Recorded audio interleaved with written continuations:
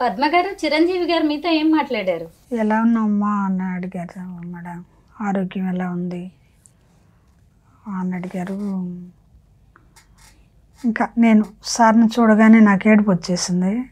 ఇంకా నేను అన్నీ చెప్పాను. మిమ్మల్ని కలవడానికి చాలా రోజుల నుంచి మేము చూస్తున్నాం సార్, మిమ్మల్ని కలవడానికి చాలా కష్టపడి వచ్చాము అని చెప్పాను. అయ్యో అదేంటమ్మా, నేను మీకోసం కారు పంపించమన్నాను, పిఎన్కి పంపించలేదని. ఆయన అసలు అంతా చాలా మామూలుగా, చాలా ప్రేమగా, అసలు అన్ని సినిమాల్లో నటించిన చిరంజీవి గారైనా మా ఎదురుకు వచ్చి కూర్చుంది అనిపించింది మేడం.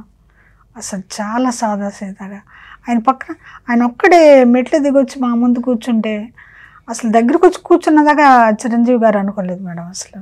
ఎందుకంటే పక్కన ఎవరు లేరు, ఒక్కరే వచ్చారు. ఒక్కరే వచ్చి చైర్లో కూర్చొని మీ అంత దూరంలో కూడా కాకుండా ఇంకా దగ్గర కూర్చున్నాడు. మాకు ఇంకా దగ్గర కూర్చొని కాలు మీద కాలు వేసుకొని కూర్చొని మాతోటి ఎంతసేపు అసలు అన్ని విషయాలు అడిగి కనుక్కొని, హెల్త్ ఎందుకు ఇట్లా అయిందమ్మా, హెల్త్ చూయించుకోలేదా, ఇప్పుడు ఎలా చేస్తున్నారు, పాప ఏం చదువుతుంది, మీరు ఎట్లున్నారు అని అడిగారు.